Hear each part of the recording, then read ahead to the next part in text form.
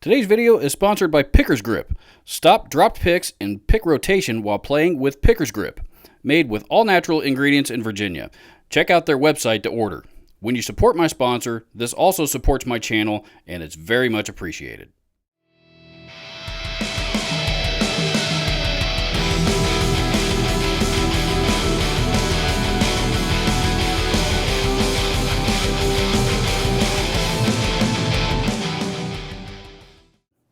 As a YouTube creator, I consider myself very fortunate to have a small contingent of regular viewers and good loyal viewers that always watch my videos and always leave comments and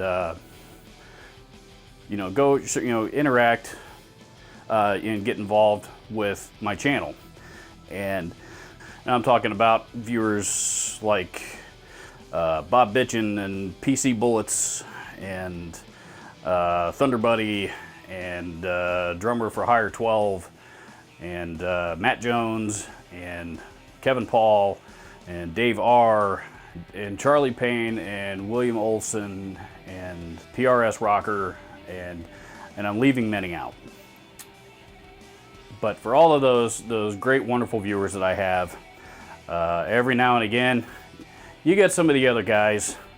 To be clear, not all the comments that I'm going to share are trolling comments. Some of these comments are actually very productive and, actually legitimate comments that I actually care to read. This is Know Your Troll Volume 2.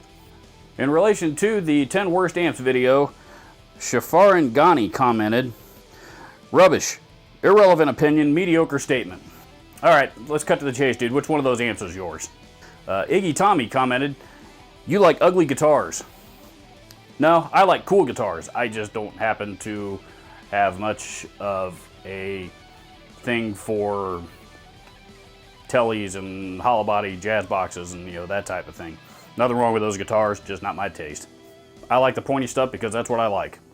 Spiders Fast commented, "The metal muff sounds rad. You just need a noise suppressor and chain. I like it for bass more than guitar." If you like it for bass more than guitar, that's totally fine. That would be the last pedal I would ever use for bass.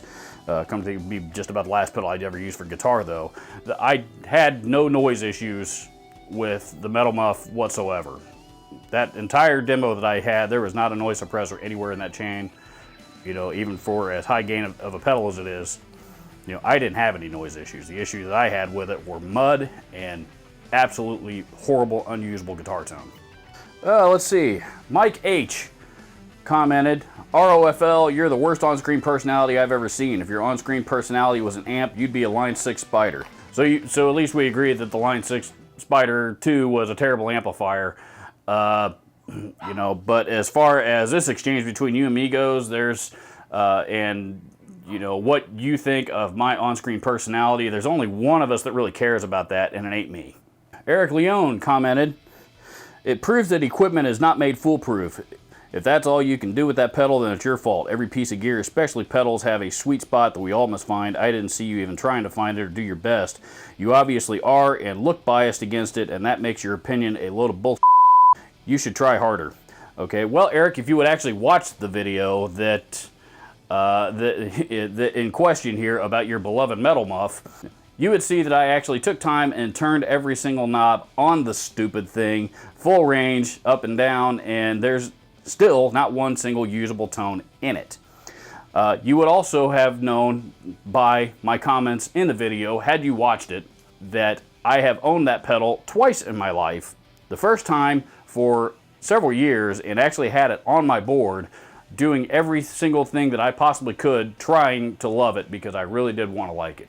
The problem is, it sounds too horrible that it just ain't possible. Aries Waters comments, way too much talking and personality comedy bullcrap. Get to the point, do the facts, say what you have to say." Wow, somebody's got their panties in a bunch. Leonard Smith commented, "Wow, after seeing your list, I unsubscribed. You lost all credibility." Hey, you know what? As soon as you did that, my subscribers actually went from, actually jumped up by like 2 numbers. So if you could unsubscribe more often, that'd be fantastic. Iggy Tommy also commented, John Mayer is not a household name.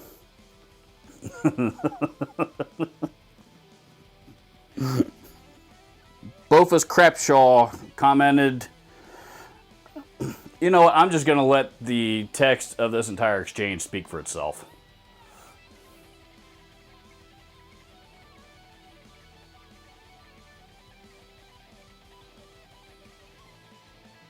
By the way, Bofus Crapshaw, who right after I replied to your comment, you immediately went back and deleted it. Just so everybody knows, every alert and every comment I get right here on this very cell phone that I carry with me everywhere, and the really, really stupid ones I tend to take screenshots of. So you might want to keep that in mind before you leave one. Sky High Mike 2000 commented, "You are obviously just a dumb arse who doesn't know how to set up an amp properly.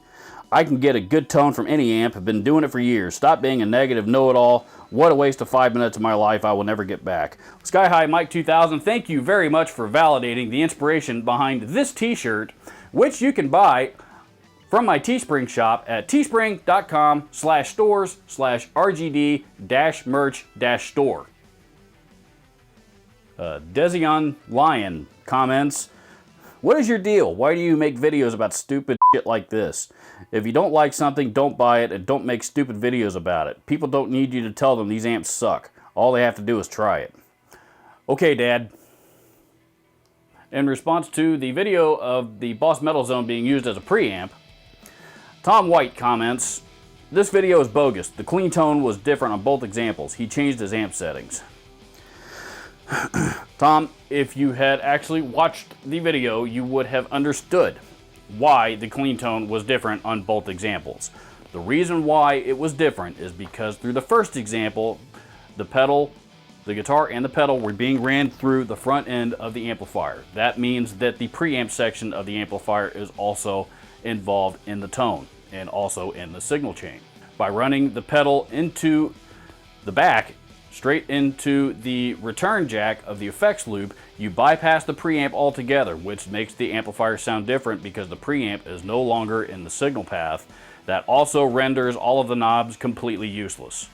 That is why the clean tone sounds different. I didn't touch a single knob on one setting for the other, either on the pedal or on the amplifier itself. The only thing I did was move it from the front to move the cable input from the front to the back. That was the only thing that changed. And that was also the point of the experiment, is to show what the Metal Zone sounds like when you're not running it through a preamp first. When you're isolating it strictly as the preamp itself, going straight into a power amp section and letting the Metal Zone do the work. Thunder Buddy commented, "Cool video. One thing we learned is that a list of great guitar players needs to be at least 50, if not 100, because there are so many."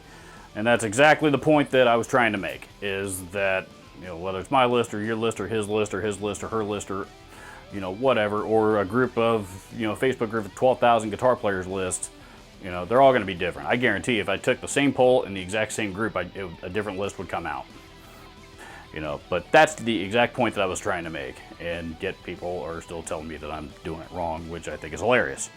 Joseph Ritchie Fender commented, "Jakey E. Lee smoked Randy Rhodes."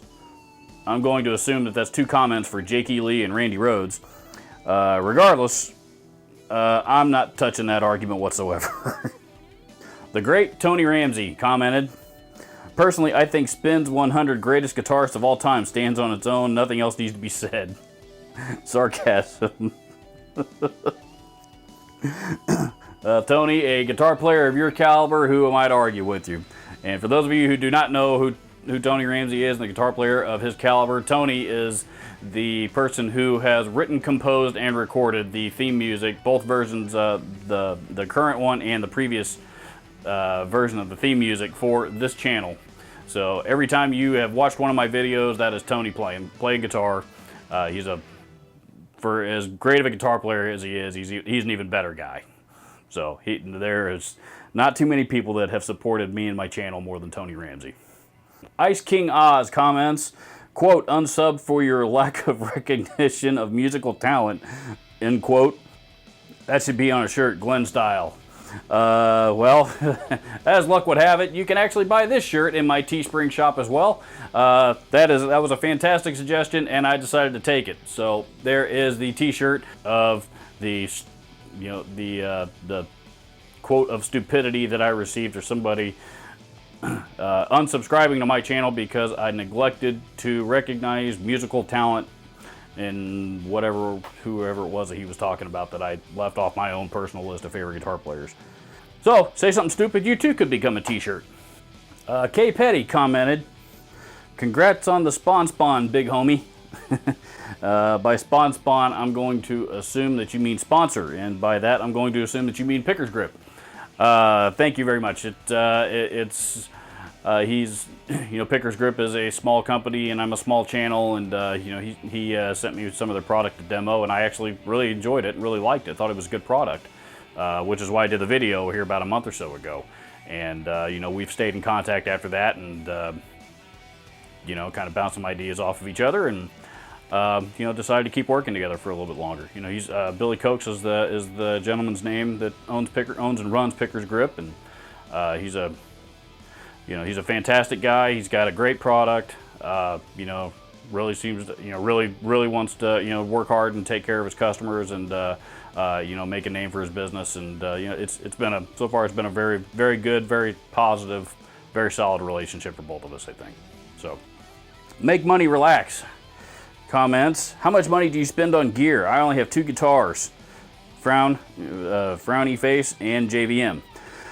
Make Money Relax, I am going to assume that if you've got a Marshall JVM, that is one of my very favorite Marshall amplifiers. And if you got a JVM, I'm going to assume that the 2 guitars that you have are not a couple of cheap $100 Squires either. So, yeah, I've got a whole room full of, guitars and amps, and I can barely walk in here.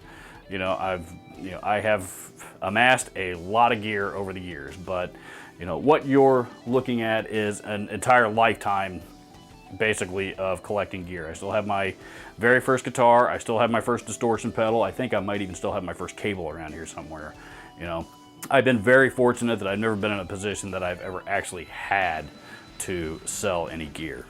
And as a result, I've gotten to keep just about every guitar that I've ever owned. I've moved a few on because, for one reason or another, because I didn't care for them or whatever it might have been. But I did sell a few of them to pay for my honeymoon.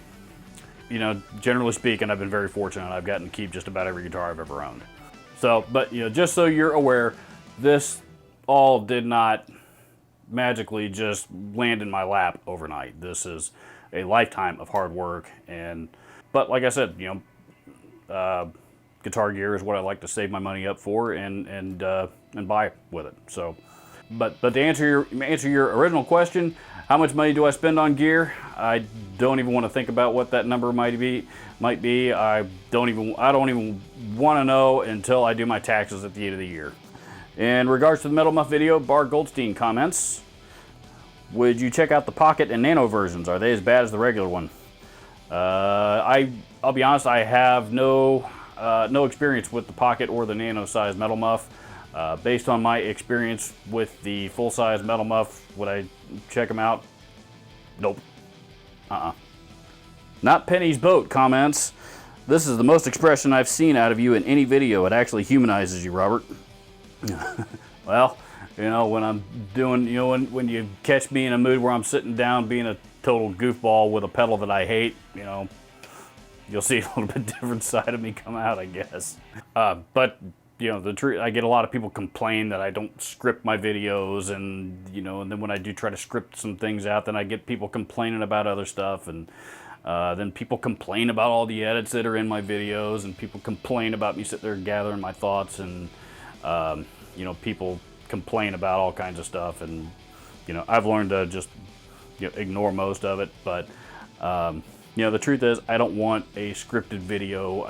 I don't want my videos to be scripted. I want to be sitting right here, and those who see and view my videos, I want you to know that this is me in the flesh, and you're not getting some overinflated different version of me that you wouldn't run into on the street. So that's why I am what I am in my videos. That's all for now. Let's keep this thing going. Please don't forget to leave your comments down in the comments section below. Any links to any of the videos that I have referenced will be in the description, along with any other links that I can possibly think of that might need to go down there as well as the link to my new Teespring merch shop, of which I've already shown you a couple of t-shirts that you could buy from that merch shop. And all proceeds from that merch shop actually go directly to supporting this channel, which is very, very much appreciated. If you haven't already, please consider hitting the subscribe button and the alert button right next to it so that you don't miss out. You'll see new videos here on this channel every week, every Wednesday and Saturday morning. And thank you so much for watching. We'll see you soon.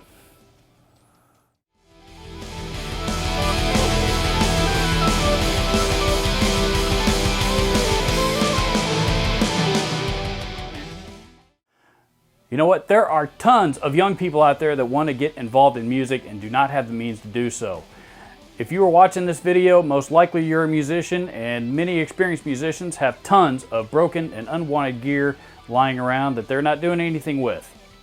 Please visit my friends at Share the Music on Facebook at the link below and learn how you and your unwanted gear can help change somebody's life.